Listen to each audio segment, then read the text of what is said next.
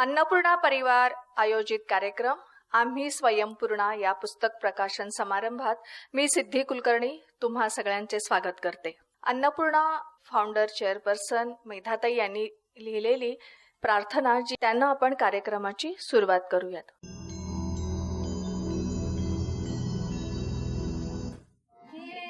मंदिर मानवतेचे फूल वाहूया इथे श्रमाचे. मान्यवरांना विचार मंचावरती घेऊन येण्याची विनंती करते.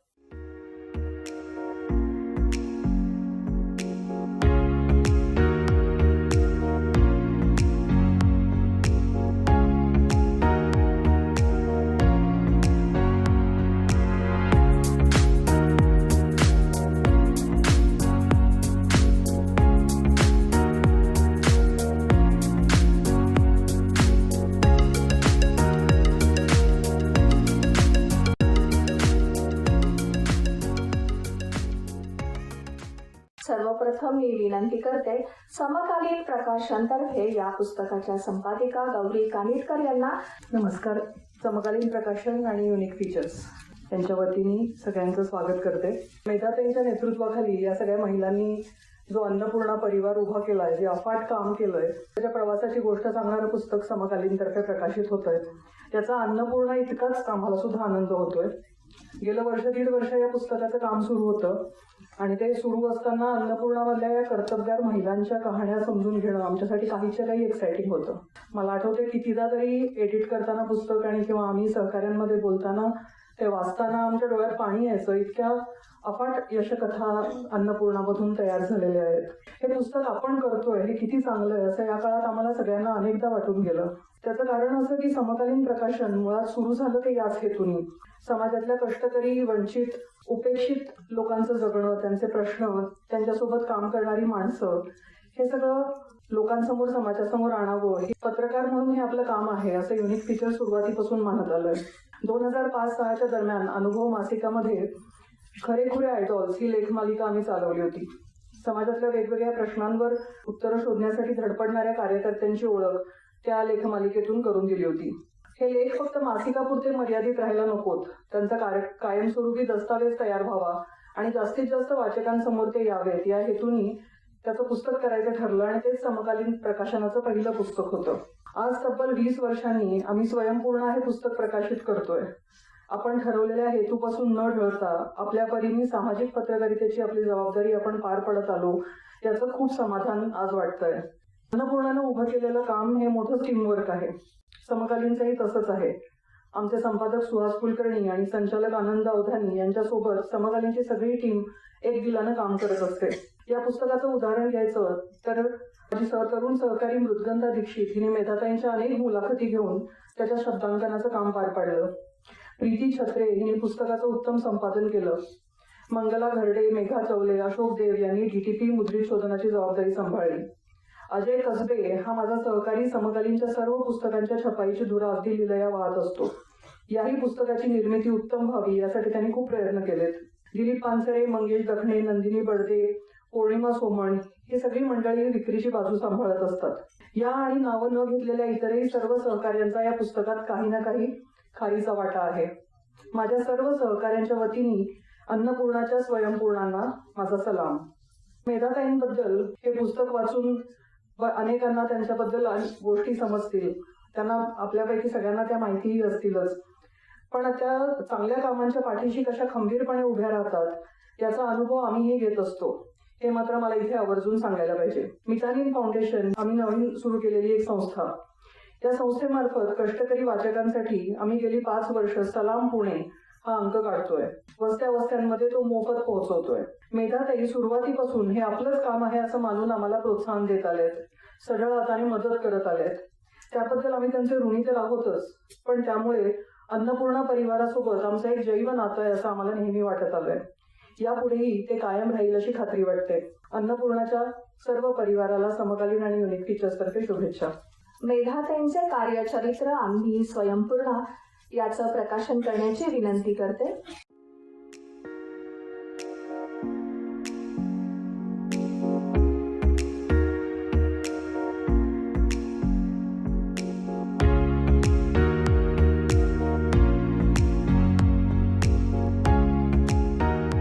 पुढील कार्यक्रमाकडे वळूया. चिन्मयी सुमित या पुस्तकाच्या काही अंशाचा त्या अभिवाचन करणार आहेत. मला अभिवाचक म्हणून इथे बोलवण्यात आलेलं आहे. तर मला एवढंच सांगायचं की बालमोहनची मुलगी आहे. बालमोहन या मराठी शाळेतल्या मुलीनी एवढा मोठा पसारा मांडलेला आहे आणि तिचे मित्र सुद्धा आलेले आहेत बालमोहन मधले मराठी शाळेतले. आज हे पुस्तक इतकं सकारात्मक आहे आणि खरं तर म्हणजे असं वाटतं की आपण एक परिकथा वाचतोय, एक दंतकथा वाचतोय, पण नंतर आपल्याला कळतं की नाही, ह्या बाई आपल्याशी फोन करून बोलतात. त्यांनी आपल्याला ह्या पुस्तकाची डमी प्रत पाठवलेली आहे, ती सुद्धा इतकी देखणी आहे कारण ते समकालीन प्रकाशन आहे. आणि मग असं असताना त्याच्यावरती विश्वास ठेवायलाच लागतो कारण हे तुमच्या समोर घडतंय. तुम्ही जेव्हा मोठे होत होतात तेव्हा कुणीतरी आणखीन उत्तुंग होत होतं. त्याचा हा सगळा प्रवास माझ्या हातामध्ये आहे. त्याच्यातला एक छोटासा भाग वाचते. काय वाचावं असं विचार करताना या पुस्तकातलं काय वगळावं तेच कळेना. पण म्हटलं पूर्ण पुस्तक जर वाचायचं असेल तर तीही परवा नंतर समकालीन कडून की ऑडिओ बुक करूया म्हणून. तर त्याच्यामुळे असे बरेच संघर्ष आज ह्या व्यासपीठावरती मी करते, विचार मंचावरती करते. व्यासपीठ हा शब्द नाही वापरू नये का. मी त्यांचा प्रवास जिथे सुरू झाला तिथपासून वाचते. तुम्ही सगळेच जण हे पुस्तक घ्यालच. दैनंदिन चाकोरीमध्ये माझ्या आयुष्याला कलाटणी देणारा एक क्षण आला. माझी आणि शेवंताबाईंची भेट झाली. त्या भेटीतूनच पुढे अन्नपूर्णाचं बीज माझ्या मनात उमललं. शेवंताबाई पौड फाटा भाजी मंडईत कांदे बटाटे विकायच्या. वय 40शीतलं, 5 वारी साडी, डोक्यावर पदर, गोऱ्या हसऱ्या तपकिरी डोळे. मी बँकेतून घरी जाता जाता त्यांच्याकडून कांदे बटाटे घ्यायचे. त्या आणि बाकी भाजीवाल्या मोठमोठ्याने हाकारे घालत एकमेकींची थट्टा मस्करी करत असायच्या. माझ्या गंभीर प्रकृतीला त्याची गंमत वाटायची. जवळजवळ वर्षभर अशी आमची बऱ्याचदा संध्याकाळी भेट व्हायची. मला त्या आवडायच्या, त्यांनाही मी आवडायचे. यालाही एक कारण होतं. मी भाज्यांच्या दरावरून त्यांच्याशी कधीही घासाघीस करत नसे. आपण मोठ्या दुकानातून खरेदी करताना कधीच घासाघीस करत नाही. कष्टाने कामधंदा करणाऱ्या लोकांशी मात्र आपण हुज्जत घालत बसतो. मला ते कधीच पटत नाही. तर त्यामुळे त्यांना मी चांगलं गिऱ्हाईक वाटायचे. पहिला मैत्रीचा हात त्यांनीच पुढे केला. कधी कधी मी येताना दिसले की त्या लांबूनच मला येऊ नका, पुढे जा अशी खूण करायच्या. या असं का म्हणतात ते मला कळायचं नाही. मी एकदा विचारलं तर म्हणाल्या, त्या दिवशी माझ्याकडची भाजी शिळी होती, तुम्हाला शिळी भाजी कुठे देऊ. आणि त्या पुढे बसल्यात त्या काय माझ्याच बहिणी भाज्या आहेत की. तर असं होता होता हळूहळू आमची चांगली ओळख झाली. मला त्यांच्याबद्दल माहिती होऊ लागली. त्यांच्यातले स्तर समजू लागले. हातगाडीवर फ्लॉवर, टमॅटो अशा 3-4 प्रकारच्या भाज्या विकणारी ती श्रीमंत भाजीवाली. कारण या भाज्या महाग असतात आणि रोजच्या रोज त्यात पैसे गुंतवावे लागतात. लीलाबाई ढोक तशा प्रकारच्या हातगाडीवाल्या होत्या. दुसऱ्या स्तरातल्या भाजीवाल्या म्हणजे कांदा बटाटे विकणाऱ्या. कांदे बटाटे रोज घ्यावे लागत नाही. एक पोतं घेतलं की आठवडाभर जातं. कांदे बटाटे विकणाऱ्या बायकांकडे हातगाडी असतेच असं नाही. शेवंताबाई, लक्ष्मीबाई या स्तरातल्या. आणि सर्वात गरीब भाजीवाल्या म्हणजे गोणपाटावर भाजी विकत बसणाऱ्या. मार्केट यार्डातून भल्या सकाळी भाजीचे टेम्पो बाहेर पडले की तिथे मागे उरलेल्या भाजीतून वेचून भाजी आणणाऱ्या. या बायका मिरचीचे, लिंबाचे छोटे वाटे विकायच्या.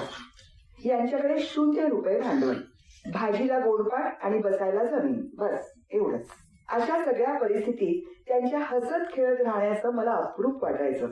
शेवंताबाई आणि लक्ष्मीबाईंशी हळूहळू माझी मैत्रीच झाली. लक्ष्मीबाईंची मुलगी सुलाबाई, धाकटी बहीण चांदाबाई या सुद्धा भाजी विकायच्या. लीलाबाई ढोक, सुशीलाबाई साळेकर, जायदाबाई या सुद्धा पुढे मैत्रिणी झाल्या. पुढे पुढे या बायका धंद्यातल्या, घरातल्या एक एक गोष्टी माझ्याशी बोलू लागल्या. शेवंताबाईंपाशी त्यांची छोटी नात बसलेली असायची. तिचं नाव हिना. नातीचं नाव हे कसं काय, मला उत्सुकता वाटली. मी एक दिवस शेवंताबाईंना विचारलं. त्यावर त्यांनी तिची कथा सांगितली. शेवंताबाईंचा नवरा बिगारी कामगार, मोठी मुलगी मंगल, धाकटी शालन आणि मुलगा गोपाल. मंगलचं लग्न 13व्या वर्षी यांच्या नणदेच्या मुलाशीच लावून दिलेलं. त्यांचं घर कोल्हापूर जवळच्या एका खेडेगावात होतं. मंगलची आत्याच तिची सासू, पण ती मंगलला फार छळायची. ही पोरगी शेतात घरात राब राबायची आणि रोज नवऱ्याचा मार खायची. त्यांना तेल नाही, खायला अन्न नाही अशी तिची दशा झालेली. एक दिवस जीव वाचवून ती शेतातून रानातून पळाली. कशी प्रवास करून आली कोण जाणे, पण पहाटेला पुण्यात शेवंताबाईंच्या दारात उभी राहिली. तिचं ते वाळलेलं आणि काट्या कुट्यातून फरफटत आलेलं रूप पाहून त्या आबकल्यास. पुन्हा मला सासरी धाडू नको म्हणून पोर रडत होती. पण आपल्याकडे एकदा पोरगी दिली की दिली अशी मानसिकता. त्यामुळे बाप पोरगा ठेवून घेईना. शेवंताबाईंच्या भाषेत सांगायचं तर हिच्या बापानं मला मारली, पोरीला मारली.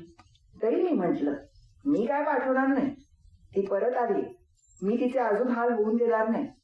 ती इथेच राहणार. शेवंताबाई ठाम राहिल्या. त्यांनी मुलीला भाजीच्या धंद्यात आणली. तिथे एका रिक्षावाल्या मुलासोबत पोरीची ओळख झाली आणि त्यांचं प्रेम जुळलं. पण तो होता मुसलमान, त्याचं नाव सलीम. दोघांनी लग्न करायचं ठरवलं. घरी वस्तीत बातमी कळल्यावर माणसं भडकली. पोरीने स्वतःच दुसरं लग्न ठरवलं, ते पण मुसलमान पोराशी. हे त्यांना पचणार नव्हतं. शेवंताबाईंनी परिस्थितीचा अंदाज घेतला. थेट सलीमच्या घरी गेल्या. त्यांनी त्याला समोर बसवलं आणि डोळ्यात डोळे घालून विचारलं, आम्ही मातंग, तू मुसलमान, तरी तुला हे लग्न करायचंय? हो. तुमच्यात 4 लग्न चालतात, आमच्यात नाही. त्यामुळे एकदा माझ्या मंगलशी लग्न केलंस की ती जिद्दी आहे तोवर दुसरं लग्न करायचं नाही. काय करणार? 3-4 पोरं झाली की ऑपरेशन करून घ्यायचं. घेतो. दिली तुला पोरगी. अशी लग्नाची बोलणी करून गड जिंकल्यागत शेवंताबाई वस्तीत परत आल्या. पोरीला पाठीशी घालून त्या सगळ्यांसमोर उभ्या राहिल्या आणि म्हणाल्या, मी हिचं सलीम संग लग्न लावणार आहे. मला जावई पसंत आहे. माझ्या पोरीला जावयाला मारायचं असेल तर आधी मला कापावं लागल. मी अशी इथं मध्ये उभी आहे. अशी माझी ही मैत्रीण. म्हणून तिच्या नातीचं नाव हिना. आज शेवंताबाई इथे आपल्या समोर आहे.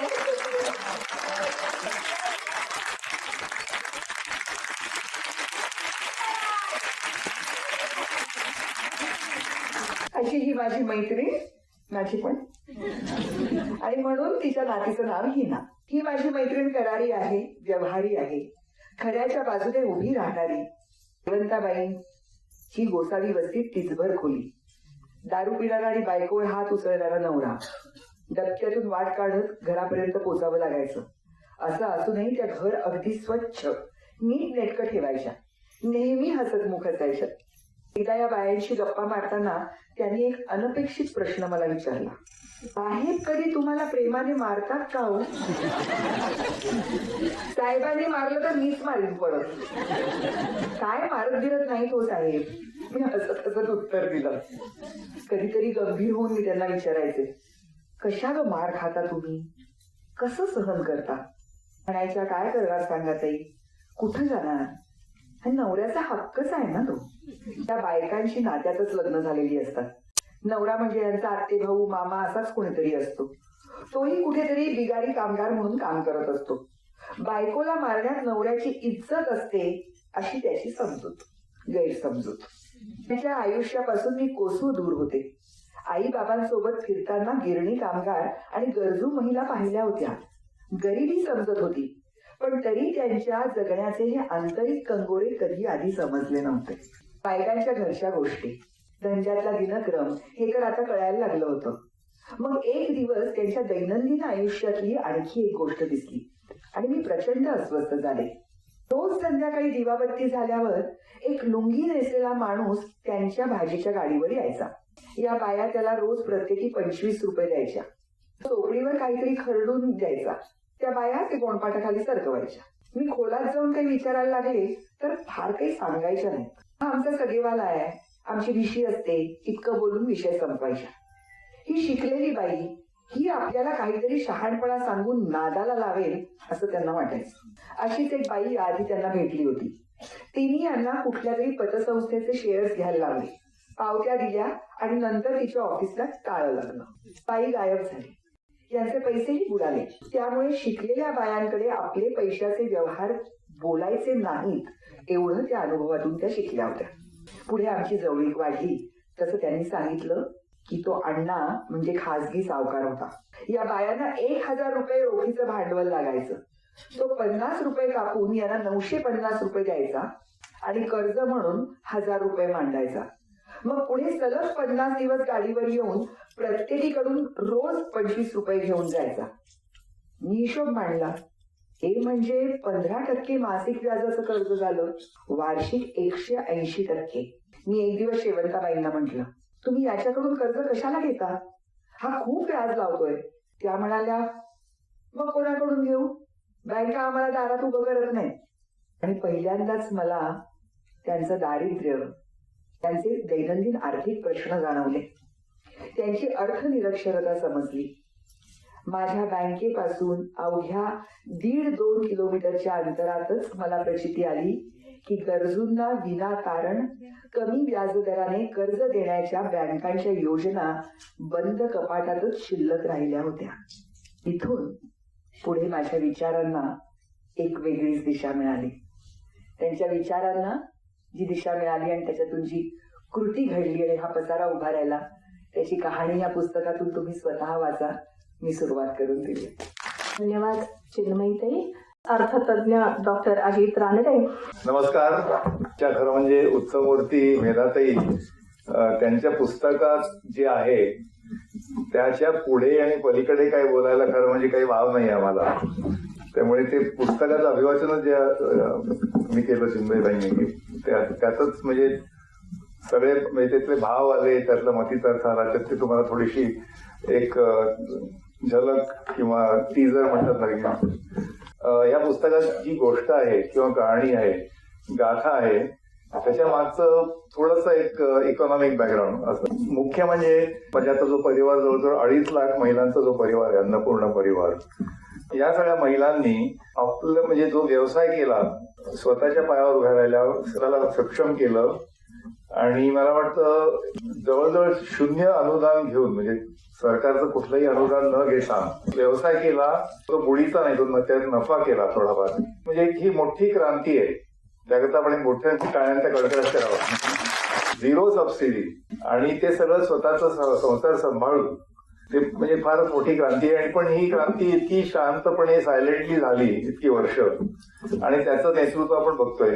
पण हे जे नेतृत्व आहे त्यांनी तिच्या पुस्तकात पण त्यांनी नमूद केलेलं आहे की या नेतृत्वामध्ये त्याग असतो, पण तो सहजपणे केला. म्हणजे ते एक मेधाचं एक की मेधाने जे केलं तिच्यामध्ये एक प्रकारचं असं मॅटर ऑफ फॅक्ट आहे तिच्यात. जी म्हणाली ना की माझ्या ती आत्ताच्या त्या अभिवाचनामध्ये आपण ऐकलं की माझी प्रवृत्ती गंभीर होती आणि या बायका एकमेकांची थट्टा मस्कऱ्या करायच्या.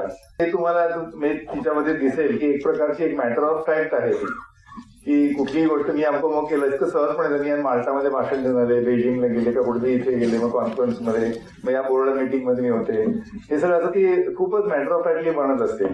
तर त्यामध्ये ते जे नेतृत्व मात्र आहे, हुशारकी नाहीये, ते नेतृत्व फार महत्वाचं आहे. त्यामुळे या पुस्तकात मला सांगण्यासारखं खूप काही आहे. त्याच्यातले नेतृत्वाचे काही धडे आहेत. स्टाईल ऑफ लिडरशिप म्हणतात, त्याची मागची स्टाईल काय असावी. जसं म्हणतात ना की I will work hard but I will work hard and succeed. म्हणजे बोथ इज इम्पॉर्टंट. कष्ट पण आणि त्याच्यातनं यश पण आलं पाहिजे. ते यशाची पण गाथा आहे याच्यामध्ये. ते अतिशय अभूतपूर्व म्हणजे कथा आहे. आणि मी चिन्मयींना सांगतो की म्हणजे जरी मराठी शाळांची तुम्ही इकडे जयजयकार केला, ती संधी मला काही मिळाली नाही. त्याच्या मागचं अर्थशास्त्र तर बेसिकली काय आहे की महिलांना ते म्हणतात की 180%, खरं म्हणजे 80-180% कमी आहे. 200, 300, 250, 1000% व्याजानी कर्ज मिळतं.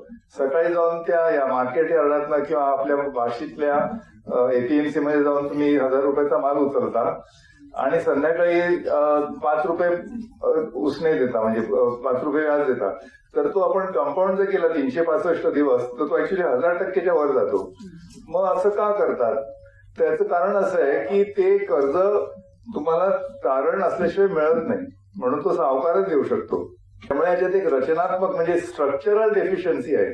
डेफिशियन्सी नाही, तो जे लघु किंवा सूक्ष्म वित्ताची क्रांती म्हणतात, म्हणजे मायक्रो फायनान्स, ही गेल्या 30 वर्षातली 30-35 वर्षाची आहे. आपण बरेच वेळा वर्तमानपत्रात वाचतो की मर्सिडीज गाडी घेतली तर त्याला 60% व्याज, आणि आम्ही भाजीपाला विकतो आम्हाला 1000%नी पण व्याज म्हणजे कर्ज मिळत नाही. हे काय की ह्याच्यात म्हणजे हा काय न्याय?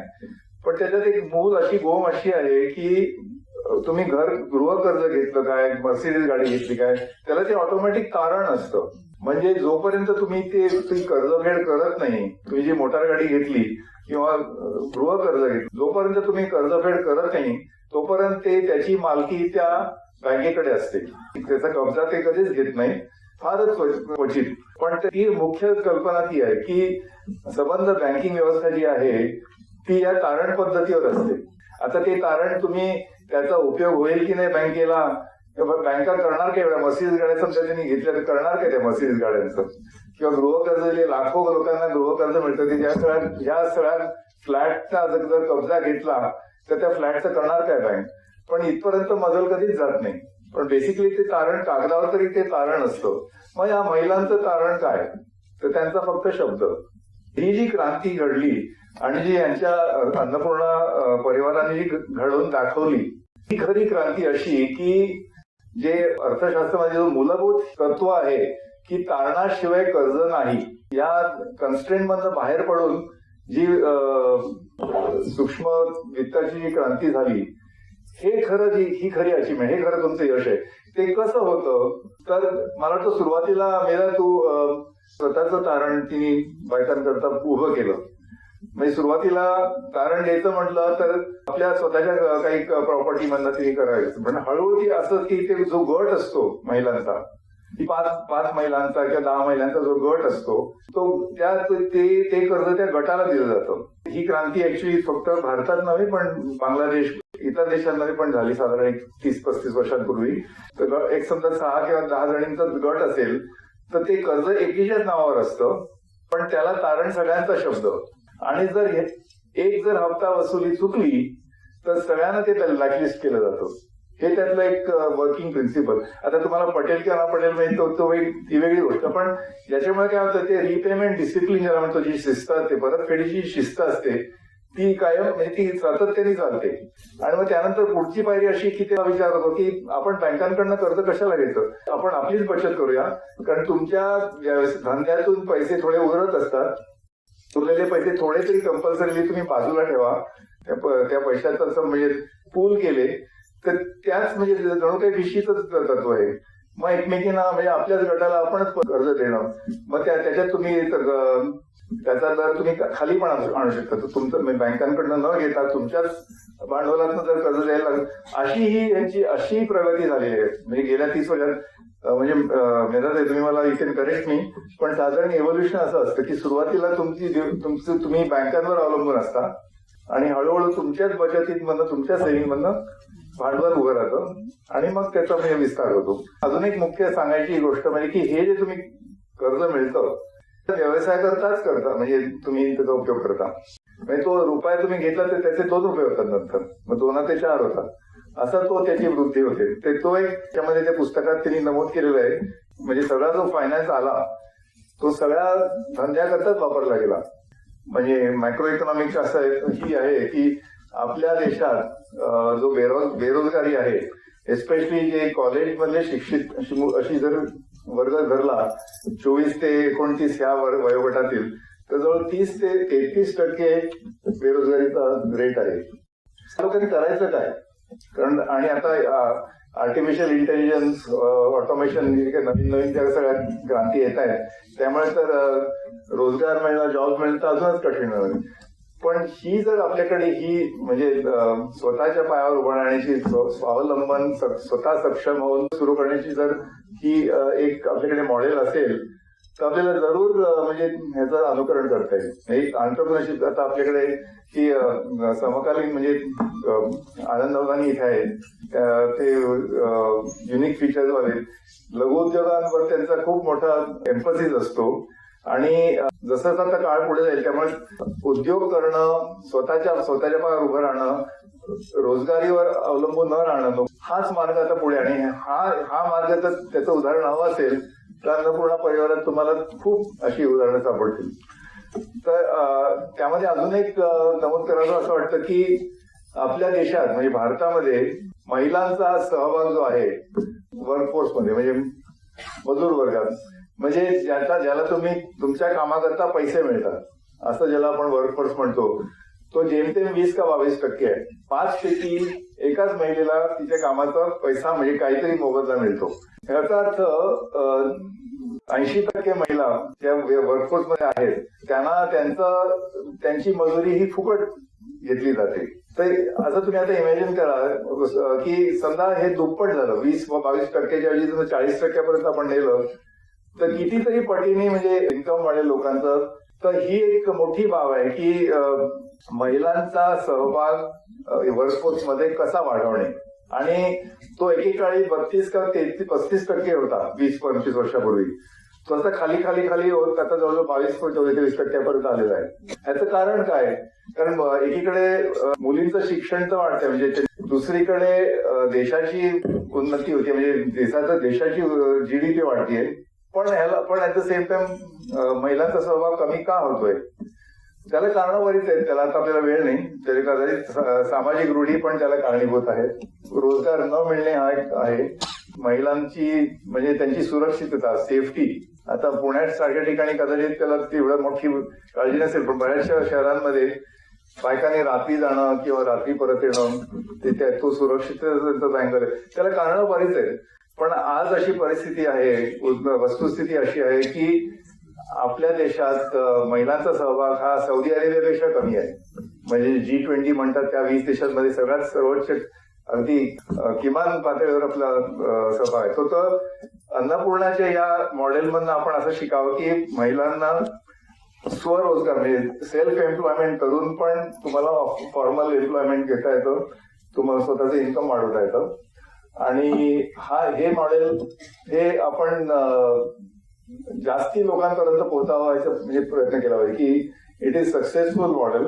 त्याच्यामध्ये तुम्ही कुठलीही गव्हर्नमेंटच्या स्कीमवर अवलंबून राहत नाही. मी विचारत होतो की लाडकी बहीण वगैरे काही तुम्ही तसा काहीही त्याचा संबंध नाही. या यशाचा सरकारी कुठल्याही अनुदानाशी संबंध नाहीये. स्वतःच्या पायावर उभं राहून यश संपादन करणं, त्यातून सुद्धा नुसती इन्कम नाही पण तुमच्या कुटुंबाचं कल्याण, म्हणजे तुमच्या पुढच्या पिढीचं शिक्षण. एक प्रसंग पुस्तकात आहे की मला वाटतं बंगलोर का कुठे का गोव्याला एअरपोर्टवर मेधाला ती मुलगी भेटते आणि मग तेव्हा तिला कळतं की ही आपल्या त्या अमुक या बाईंची मुलगीच आहे. आणि मग त्या दोघी विमानांनी परत मुंबईला का पुण्याला येतात. तर तिला खूप आनंद होतो की म्हणजे आता पुढच्या पिढीची ती आता IT मध्ये कॉम्प्युटर सॉफ्टवेअर का असं काहीतरी कॉम्प्युटरमध्ये गेलेली आहे. त्यामुळे असं बघा की नुसतं भाजीपाला विकणं, पापड लोणची विकणं असं नाही. पुढचं की आपल्या मुलांचं चांगलं शिक्षण, मग त्यांच्या नोकऱ्या किंवा त्यांचे धंदे, त्यांचा लघु उद्योग, त्यांचे स्टार्टअप्स आणि असा तो विस्तार जो होतोय, it is fantastic success story. आणि ती इतकी शांतपणे आणि इतकी सायलेंटली झाली आहे, म्हणूनच ही अतिशय सुंदर क्रांती आहे. त्यामुळे याबद्दल बोलावं तेवढं कमी आहे. आणि अर्थशास्त्री हा की तसा असं किचकट आणि बोरिंग विषय असतो. त्यामुळे ते पुस्तकात वाचून तुम्ही त्याचे जे काही गहन किंवा तात्विक जे आहेत इन्साइट्स ते आपण पुस्तकात वाचून तुम्हाला जास्त मिळतील अशी मला अशी खात्री आहे. तर जरूर पुस्तक वाचावं. आणि परत मेधाताई तुमच्या पूर्ण परिवाराचा, तुमचे सगळे कुटुंबियांचा आणि ज्या लोकांनी तुम्हाला मदत केली त्या सगळ्यांचं हार्दिक अभिनंदन. आणि आम्हाला या आजच्या कार्यक्रमात सहभागी होण्याचं जी संधी दिली त्याबद्दल खूप खूप आभार. धन्यवाद. धन्यवाद डॉक्टर अजित रानडे. कार्यक्रमात यानंतर माननीय श्री कुमार केतकर. सर्वप्रथम ताई आणि त्यांचा एवढा मोठा परिवार हजर असलेले आणि नसलेले त्यांचं मनपूर्वक अभिनंदन. कारण हे जे आत्मचरित्र आहे हे केवळ त्यांच्या व्यक्तिगत धाडसाचं नाही, ते सगळ्यांचं आहे आणि त्यांच्या नेतृत्वाचं आहे. आणि हे धाडस अशा पद्धतीने सामाजिक पातळीवरती करणं हे किती कठीण आहे त्यांनी लिहिलं नाहीये. त्यांनी फक्त कथा लिहिली आहे जशी घडली तशी. आपल्याला ते वाचताना लक्षात येतं की किती प्रचंड मोठं धाडस आहे. आता अजित रानडेंनी त्याचा क्रांती असा उल्लेख केला तो अगदी 100% बरोबर आहे. ती शांतपणे झालेली क्रांती. आता ते एवढे अर्थतज्ञ आहेत तरी त्यांनी एक चूक केली. ती चूक अशी की ते म्हणले की आता हे तारण नसताना कर्ज देण्याची योजना म्हणून ते संघटितपणे सगळ्यांनी केलं. पण लाडकी बहिणीने तसं काहीच केलं नाही. लाडकी बहिणीने तुम्हाला थेट पैसे दिले. आता तर लक्षात आलं की 38 लाख लोकांनी ते फुकट घेतलं. कारण अशा प्रकारच्या क्रांतीवरती सध्या बराच भर सगळ्या राज्यांमध्ये दिला जातोय. पण त्यांनी आपल्या देशाचं किती नुकसान होत आहे. आपण अक्षरशः अर्थव्यवस्था या पद्धतीच्या पैसे वाटण्याने कशी खड्ड्यात घालतोय. याचं आपल्याला लक्षात येते. तर मुद्दा असा की मेधात्यांनी जी केली आहे ही क्रांती, मला त्यातला अनुभव म्हणजे थोडासा बारकसा आहे, अजितांना होणार नाही. आता उदाहरणार्थ आपण 80 कोटी लोकांना रेशन देतोय फ्री, याचा अर्थ 80 कोटी लोकांना तशी गरज आहे. असं असताना आपण 2047 साली 5 ट्रिलियन इकॉनॉमी होणार, जगातली सगळ्यात श्रेष्ठ, वन ऑफ द श्रेष्ठ इकॉनॉमी वरच्या टॉप 10 मध्ये आपण जाऊ असं सगळ्यांचं म्हणणं आहे. तर आता 80% लोकांना फ्री रेशन देऊन आपण कसे काय त्या स्टेजपर्यंत जाणार मला माहिती नाही. आता ह्या केसमध्ये माझा ह्या संस्थेशी आणि ह्या प्रकारच्या अर्थशास्त्राशी संबंध खरा मेधाताईंमुळे आला. तो पहिल्यांदा मला आला दादा पुरवांच्यामुळे आणि प्रेमा पुरवांच्यामुळे. मी त्यावेळी इकॉनॉमिक टाइम्स मध्ये होतो आणि माझ्याकडे एक जबाबदारी होती, म्हणजे लेबर सेक्शनची आणि बँकिंग, असे दोन्ही सेक्शन मला दिले होते. त्याच्यामुळे मला दादा पुरवांशी संबंध आला. ते 82 साली गेले. मी साधारणपणे भारतात 73 इकॉनॉमिक टाइम्स मध्ये रुजू झालो होतो आणि त्यावेळेला मी AIBA त्यांच्या स्थापनेपासून त्यांच्याबद्दल रिपोर्टिंग करत होतो आणि दादापुरांशी चर्चा करायचा मला अनेक वेळा प्रसंग येत असे. आता खूप वेळेला असं मानलं जातं की समाजवादी किंवा कम्युनिस्ट किंवा असे चळवळवाले जे असतात त्यांना मॅनेजमेंट वगैरे कळत नाही, त्यांना अर्थशास्त्र कळत नाही. ते चांगल्या हेतूने कामं करतात पण त्यांना काही जमत नाही हो, आणि त्यांना स्पॉन्सरशिप लागते, कोणीतरी मदत करावी लागते तरच ते चालतात. हे पुस्तक वाचल्यानंतर तुमच्या लक्षात येईल की ते व्यवस्थापन किती उत्तम प्रकारे, म्हणजे आता असं म्हणायची पद्धत आहे की एखादी गोष्ट सरकारी जर असेल तर तिचं खाजगीकरण करा म्हणजे ती एफिशियंटली चालेल.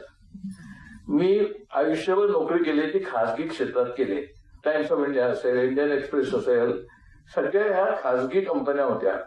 त्या खाजगी कंपन्यांमध्ये होणारी वेस्ट आणि खाजगी कंपन्यांमध्ये होणारे करप्शन हे मी अगदी जवळनं पाहिलेलं आहे. त्या खाजगी कंपन्यांची इनएफिशियन्सी पण मी पूर्ण जवळनं पाहिली, अगदी जवळनं पाहिली. माझा मुद्दा असा की हा जो एक भ्रम आहे की खाजगी क्षेत्रात एफिशियन्सी असते आणि सरकारी क्षेत्रात नसते, माझं म्हणणं असं आहे दोन्हीकडे एफिशियन्सी असते आणि दोन्हीकडे इनएफिशियन्सी पण असते. आता हे उदाहरणार्थ मी सांगतो तुम्हाला. मी ज्यावेळेला कव्हर करायला लागलो हे सगळं सुरुवातीला 1969 साली, त्यावेळेला बँकांचं राष्ट्रीयकरण झालं. त्यावेळेला त्यांच्या मोर्चांमध्ये वगैरे सामील होणं असल्या उद्योगात मी होतो. त्यावेळेला ते कळलं आम्हाला की फक्त 5च प्रमुख बँका होत्या, पण 14 बँकांचं राष्ट्रीयकरण झालं पहिल्या टप्प्यात. आणि मग त्या बँका झपाट्याने सगळीकडे वाढायला लागल्या. पुढे 1975 मध्ये आणीबाणीच्या काळामध्ये 20 कलमी कार्यक्रमामध्ये DRI म्हणून एक स्कीम आली, तुम्हाला माहिती असेल, डिफरन्शियल रेट ऑफ इंटरेस्ट. आणि अगदी कमी स्तरावरचे लोक आहेत त्यांना जवळजवळ 0 इंटरेस्ट कर्ज द्यायचं असं त्या बँकांनी ठरवलं.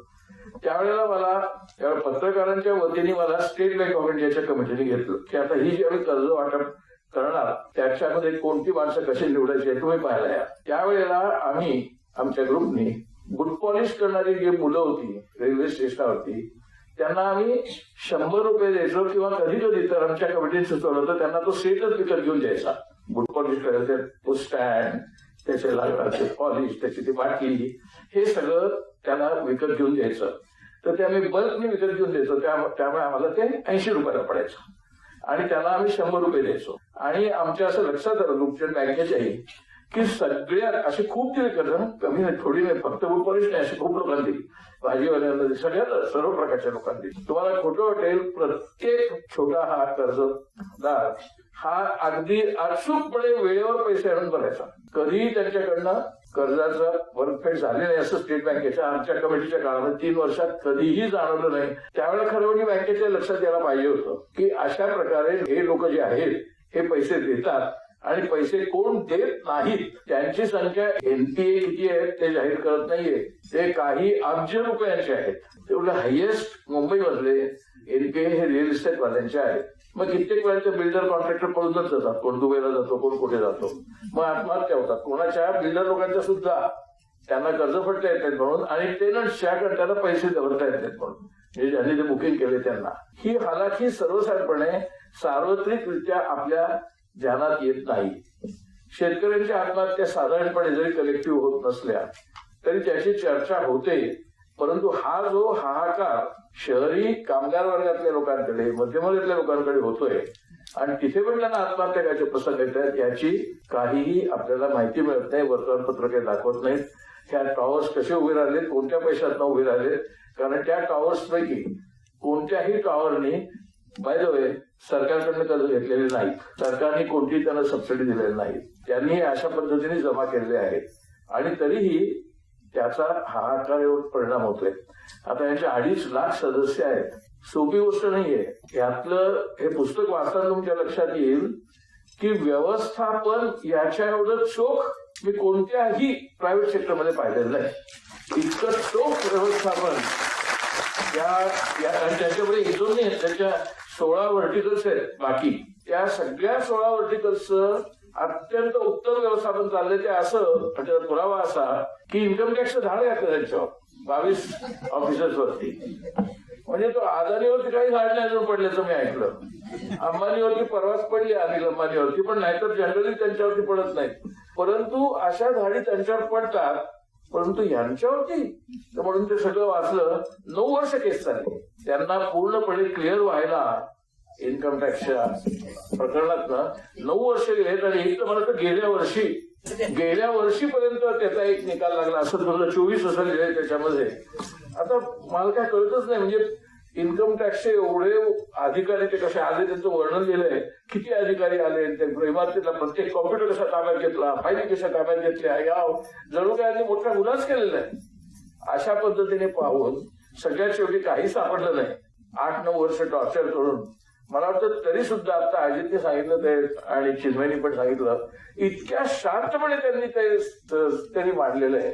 म्हणजे त्या इन्कम टॅक्स धाडीच्या काळातली त्यांची स्थितप्रज्ञता म्हणूया, शांत वृत्ती म्हणूया, किंवा अमेरिकेला गेलो त्याचंही कौतुक नाही, लंडनला ससेक्सला गेलं त्याचंही कौतुक नाही, म्हणजे फॉरेनला जाणं याचंही कौतुक नाही. काही फॉरेनला जाऊन शिकून येऊन पुन्हा आपल्या ह्याच्यामध्ये काम केलं त्यांनी सगळं याचं. कारण मला तरी असं वाटलं, आता अजित प्रत्यक्ष त्यात होता त्यामुळे तो सांगू शकेल. हे पुस्तक मॅनेजमेंट स्कूल्स मध्ये शिकवायला हवं. सिरियसली मॅनेजमेंट स्कूल्स मध्ये हे का दिलं पाहिजे? कारण मॅनेजमेंट स्कूल्स मध्ये तुम्हाला गेल्यातच तुम्हाला की कशी भांडवलशाही चालवायची याचं शिक्षण मिळतं. ते ज्या तुम्ही आता भांडवलशाहीच आहे तर ती कशी चालवायची घ्या शिक्षण. पण तुम्हाला भांडवलशाहीमध्ये व्यवस्थापन कसं करायचं ह्याचं तुम्ही इंडियन इन्स्टिट्यूट ऑफ मॅनेजमेंट म्हणता, किंवा वेलिंग्टन इन्स्टिट्यूट ऑफ मॅनेजमेंट म्हणता, किंवा बजाज इन्स्टिट्यूट ऑफ मॅनेजमेंट म्हणता, एसपीजीआर इन्स्टिट्यूट ऑफ मॅनेजमेंट म्हणता, या सगळ्या ठिकाणी मला व्हिजिटिंग लेक्चर म्हणून जायचा प्रसंग येतो. त्यामुळे मला माहिती आहे त्यांच्याकडे कोर्स काय असतो, शिकवतात काय, त्याचा अप्रोच काय असतो, त्याचा दृष्टिकोन काय असतो, सामाजिक दृष्टिकोन काय असतो, नसतोच. त्यामुळे त्यांना जरा तरी त्यांच्या डोक्यात प्रकाश पडावा म्हणून हे पुस्तक त्यांना कंपल्सरी केलं पाहिजे. हे ताबडतोब इंग्रजी आणि हिंदीत आलं पाहिजे. 2 भाषांमध्ये आलं की आपल्या देशात सगळ्या विविध मॅनेजमेंट स्कूलमध्ये जाईल आणि त्यांच्या डोळ्यात प्रकाश पडेल की आपण एवढे स्वतःला मॅनेजमेंटवाले म्हणतो आणि chartered accountants and cost accountants and office secretaries and office assistant ह्या ज्या सगळ्या मोठा एक असा फुगा तयार करून ठेवला आहे या मॅनेजमेंटच्या मंडळींचा, व्यवस्थापनातल्या मंडळींचा एवढा मोठा फुगा आहे की त्यांची धास्तीच वाटते. त्या सगळ्यांचं ज्ञान किती अपुरं आहे हे मी डोळ्याने पाहिलेलं आहे, कारण मी त्यांच्यामध्ये असतो इकॉनॉमिक त्यांचा असल्यामुळे. आणि हे जर त्यांनी वाचलं त्यांच्या लक्षात येईल की त्यांचं ते सर्व शिक्षण अत्यंत थोडक्यामध्ये अतिशय परिणामकारकरित्या आणि सामाजिक दृष्टिकोन ठेवून फक्त जर कुठे असेल ते याच्यात आहे. आता हा साधा मुद्दा जनरली आपल्याला सगळ्यांना माहिती असल्या अनुभवातला मी सांगितला. फक्त आता एक मुद्दा सांगतो. बँक राष्ट्रीयकरणाच्या अगोदर मी स्वतः पत्रकार म्हणून बँक एम्प्लॉईजचे मोठाले मोर्चे पाहिलेले, ते कव्हर करायला मी जात असे आझाद मैदानावर. इथे आता धोपेश्वरकरांची मुलगी आहे, धोपेश्वरकरांच्या बरोबर त्यांच्या आमच्या श्रद्धा होते, दीपिक श्रद्धा त्यांच्या बरोबर, BW वैद्य म्हणून होते त्यांचे कन्सल्टंट, त्यांच्याबरोबर मी या मोर्चांमध्ये जात असे. पगारवाढीची मागणी, बोनस. 73 साली तर एक मजेशीर गोष्ट सांगतो. 73 साली असा प्रश्न आला सुप्रीम कोर्टामध्ये. गर्ग नावाचे यांचे युनियनचे वकील होते सुप्रीम कोर्टात. त्यांच्यासमोर प्रश्न असा आला की बोनस आपण कोणाला देतो? जो उत्पादन करतो, जे गिरणी कामगार असेल, फॅक्टरी कामगार असेल, त्याला बोनस देणं बरोबर आहे. तुम्ही बँक एम्प्लॉईज आणि इन्शुरन्स एम्प्लॉईजना कसं काय बोनस देणार? त्यांनी काय उत्पादन केलंय? जवळजवळ 2 का 3 वर्ष ते आर्ग्युमेंट चाललं होतं. शेवटी उत्पादन प्रक्रिया कशी राहावी म्हणून ज्या प्रकारचं फायनान्सिंग करावं लागतं त्याच्यामध्ये आम्ही असतो म्हणून ते आम्हाला दिलं पाहिजे, कारण उत्पादन प्रक्रिया आमच्यावरती अवलंबून आहे. म्हणजे finance capital is defining the industrial capital, therefore it should be treated in industry. मग पुढे तो बोनस मिळायला लागला. इथपर्यंत ठीक आहे. त्याच्यानंतर एक 10 वर्षांनी 500 पे कमिशन आलं. त्याच्यानंतर 600 पे कमिशन आलं. बँक एम्प्लॉईजला मिळायला लागले, शिक्षकांना मिळायला लागले, प्राध्यापकांना मिळायला लागले. तोपर्यंत बुकटू नावाची जी प्राध्यापकांची संघटना होती त्या संघटनेचेही मोर्चे असायचे. प्राध्यापकाचे त्यालाही मी जायचो कव्हर करायला. आता कुठे प्राध्यापकाचे मोर्चे, आता कुठे बँक एम्प्लॉईजचे मोर्चे, आता कुठे इन्शुरन्स एम्प्लॉईजचे मोर्चे. का नाही ते मोर्चे? कारण त्याच समाजवाद्यांनी आणि कम्युनिस्टांनी त्या काळात त्या युनियनच्या मार्फत चळवळींनी जो वर्ग तयार केला तो मध्यम वर्ग आता त्याच्यामुळे झालेला आहे. तो यांनी निर्माण केलाय. बँक राष्ट्रीयकरण झालं नसतं तर आजचा हा मध्यम वर्ग झालाच नसता, निर्माणच झाला नसता. आता आपण एज्युकेशन लोन, अमुक लोन, हाऊसिंग लोन, अशा सगळ्या प्रकारच्या होम लोन, अशा प्रकारच्या चर्चा करतोय. हे काही 69 सालच्या अगोदर ज्या 5 बँका होत्या त्या करत नव्हत्या. राष्ट्रीयकरण झाल्यानंतर बँकांच्या ब्रँचेस, म्हणजे मी ते कव्हर करायला गेलो तेव्हा गावोगावी संबंध देशभर झाल्या आणि तिथे शेतकऱ्यांना कर्ज मिळायला लागली, जे त्याचं एक उद्दिष्ट होतं. आपण ग्रीन रिव्होल्युशन, इंदिरा गांधी काही बोलत असतो, आणीबाणी याव त्याव चिकार काही बडबडत असतो आपण सारखे आणि टीव्हीवरती सारखं ऐकत असतो. मला माहितीये बँक राष्ट्रीयकरण झाल्यानंतर बँकांच्या ब्रँचेस ज्यावेळेला गावोगावी गेल्या त्यावेळेला किती शेतकऱ्यांना, आता करप्शन झालं असेल नसेल असं मी म्हणत नाही, किती शेतकऱ्यांना कर्ज मिळाली. ती कर्ज जर त्यांना मिळाली नसती तर हरित क्रांती अशक्य होती. त्यानंतर ती धवल क्रांती दुर्लभ शक्य नव्हती. त्यामुळे ते सगळं त्या बँक राष्ट्रीयकरण हा त्याचा कट ऑफ पॉइंट आहे. बँक राष्ट्रीयकरणाने आपल्या देशाच्या अर्थव्यवस्थेला सामाजिकतेचं वळण लावलं. परंतु बँक राष्ट्रीयकरण जर झालं नसतं तर काय हाहाकार होता, याच्यापेक्षा बँक राष्ट्रीयकरणामुळे कसा हाहाकार झाला याच्याबद्दलची चर्चा तुम्हाला वर्तमानपत्रात दिसते. मी ज्या वर्तमानपत्रात काम केलं तिथे सुद्धा. म्हणजे एक प्रकारची आपण सर्वजण आपल्याच परवाच्या इतिहासातल्या आर्थिक घटनांच्या बद्दल कृतज्ञता सोडून दिलेली आहे. याचा अर्थ असा अजिबात नाही की करप्शन झालं नाही. याचा अर्थ असा अजिबात नाही की सगळं व्यवस्थित चाललं होतं किंवा व्यवस्थित होतंय. पण जे व्यवस्थित होतंय ते व्यवस्थित होत नाहीये असा प्रचार करून जे व्यवस्थित झालंय त्याच्याकडे पूर्णपणे दुर्लक्ष करायचं आणि सगळं लक्ष कसं प्रायव्हेट सेक्टर कसा करतो याच्याकडे वळवायचं. आणि मग बँक राष्ट्रीयकरण झाल्या त्या सुद्धा आता आपण खाजगीकरण करूया. कोऑपरेटिव्ह सेक्टर जवळजवळ विकायलाच काढलेलं आहे. राष्ट्रीयकृत बँकाही विकायला काढलेल्या आहेत. अशा प्रकारे सर्व गोष्टींचं खाजगीकरण करून जर त्याच्यातनं एफिशियन्सी येत असेल आणि तसा जर केवळ वर्ल्ड बँकेचा आणि श्रीमान ट्रम्प यांचा आग्रह जर असेल तर आपल्याला ठरवायला लागेल की आपण काय करायचं. आपण म्हणजे विशेषतः या परिस्थितीतनं वरच्या वर्गात गेलेल्या मध्यम वर्गांनी. आता बुकटूचा मोर्चा निघत नाही कारण आता हेड ऑफ द डिपार्टमेंटचा पगार जवळजवळ 2.5 ते 2 लाख रुपये कॉलेजांमध्ये किंवा युनिव्हर्सिटीमध्ये. त्यावेळेला त्यांना 15 आणि 20 हजाराच्या करायला लागायचं संप. आता हे फक्त काही काळात झालं. तुम्हाला आठवत जाईल तेवढं सांगून संपवतो. ज्या वेळेला प्रत्यक्षात कॉम्प्युटरायझेशनचा निर्णय झाला 1986 मध्ये राजीव गांधींचा, त्यावेळेला मुंबईभर बँक एम्प्लॉईजने संप काढले. 5-5 दिवस संप. कॉम्प्युटरायझेशनचा विरोध. कॉम्प्युटरमुळे घेता येणार, कॉम्प्युटरमुळे या होणार, कॉम्प्युटरमुळे त्या होणार. त्यामुळे कॉम्प्युटर्सच्या विरुद्ध रेल्वे एम्प्लॉईजने मोर्चे काढले, बँक एम्प्लॉईजने मोर्चे काढले, इन्शुरन्स एम्प्लॉईजने मोर्चे काढले. आम्ही मोर्चे काढले पत्रकारांनी आमच्याकडे पण कॉम्प्युटर नको म्हणून. आम्ही पण त्याचे म्हणजे मी नव्हतो याच्यात पण ते काढले. माझा पाठिंबा होता कॉम्प्युटरायझेशन. लोक कॉम्प्युटरायझेशनला विरोध करणाऱ्या या बँक इन्शुरन्स एम्प्लॉईजची जवळजवळ 80% मुलं लागत आहेत कॉम्प्युटरवरती. Silicon valley. आज सिलिकॉन व्हॅलीत कोण आहेत? ह्या मध्यमवर्गाची मुलं आहेत. जो मध्यमवर्ग हा entirely beneficiary of those programs which are socially oriented. याचा अर्थ सोशली ओरिएंटेड वरती नजर नसावी असं नाही. मेधाताईंच्या ह्या संपूर्ण व्यवस्थेमध्ये त्याचं किती बारकाईने लक्ष आहे.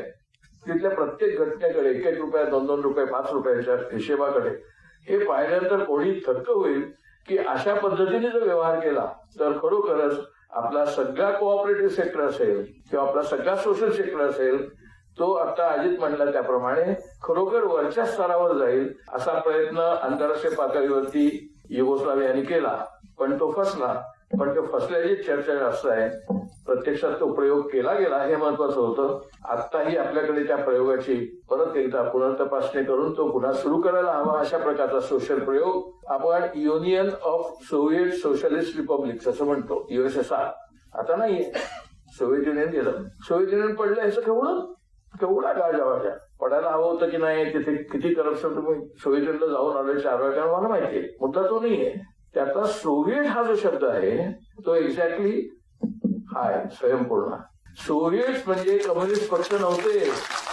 सोव्हिएट म्हणजे ज्याला रघुराम राजन थर्ड पिलर म्हणतो, ते थर्ड पिलर होते. कम्युनिस्ट नसलेले लोक सोव्हिएट चालवायचे आणि त्या सगळ्या सोव्हिएटच्या मार्फत खेळी पुढे मोठी झाली आणि विकसित झाली. तो सोव्हिएटचा अर्थ होता.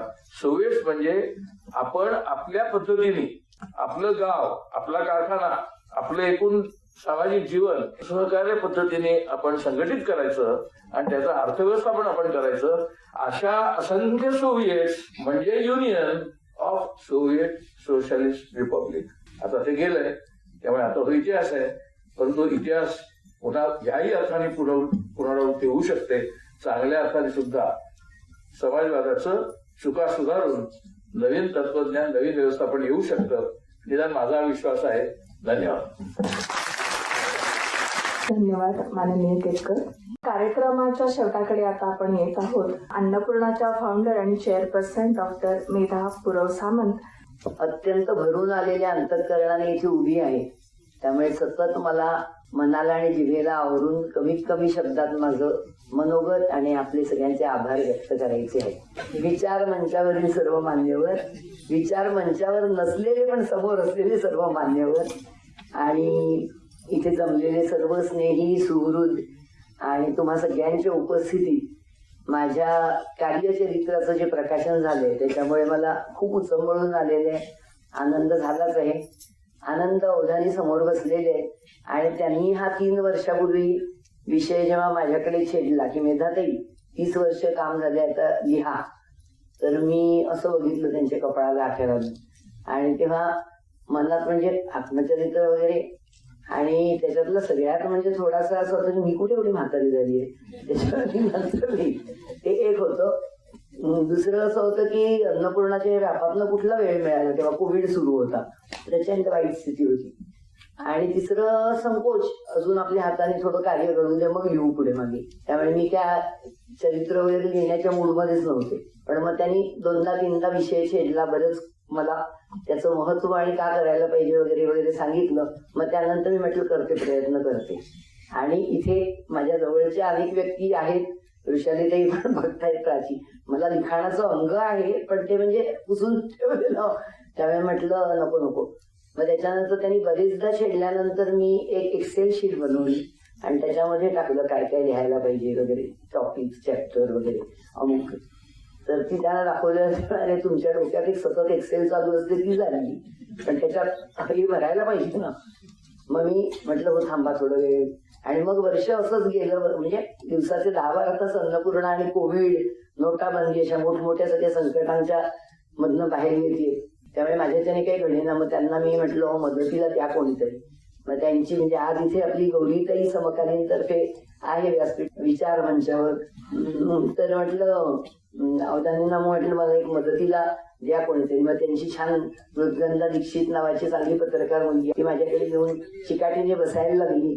मग तिने माझे इंटरव्ह्यू घे, थोडं रेकॉर्डिंग, मग परत लिहून द्यायची. असं करत मग त्याच्यावरती प्रीतीताई, गौरीताई या सगळ्यांनी संस्कार केले. तेव्हा हे अतिशय सुंदर देखणं पुस्तक झालेले. आणि सगळ्यात महत्वाचं काय माहितीये, त्याच्या मलपृष्ठावर कार्यचरित्र हा शब्द गौरीने जो वापरला त्यानंतर माझा संकोच दूर झाला. म्हटलं आत्मचरित्र नको, कार्यचरित्र. ओके, मग मी कम्फर्टेबल झाले.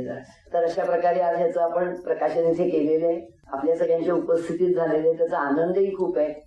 पण ही माझी एकटीची कहाणी नाहीये. माझ्यासोबत इथे आता तुम्ही बघितल्यात शेवंताबाई आहेत, लीलाबाई आहेत, सुशीलाबाई आहेत. ह्या अगदी पहिली माझी अन्नपूर्णा आहे.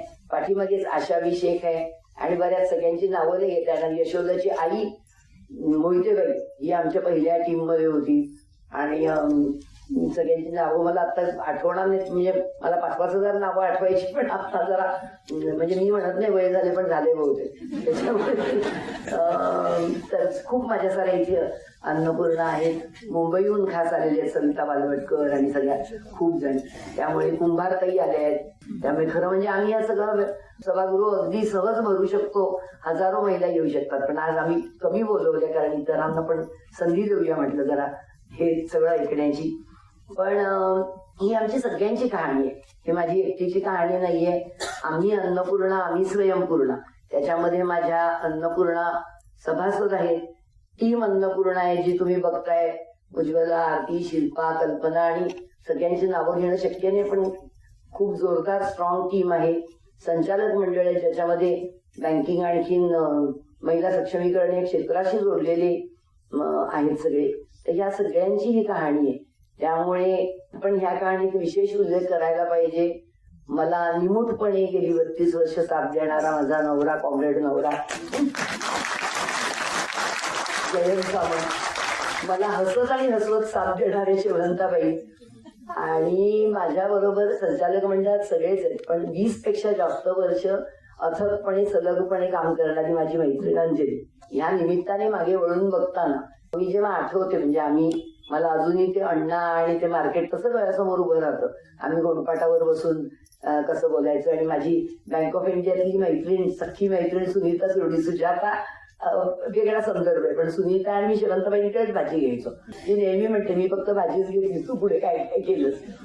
ते सगळं मला आत्ताही आठवते. पण मला म्हणजे विचारमंचावरून थोर वक्त्यांनी मी सहजपणे बोलले वगैरे म्हटलं आणि त्याच्यात काही त्रास वाटला नाही, याबद्दल त्यांचे खूप धन्यवाद. पण मला त्रास नाही वाटला, कारण मी इतकी रमले होते. मी अशी गावकुसा बाहेर होते. मी नेहमी म्हणायचे, लोक म्हणायचे तुम्ही दिसत नाही. म्हटलं मी कशी दिसणार, मी झोपड्यांमध्ये असते ना, मी तुम्हाला कशी दिसणार.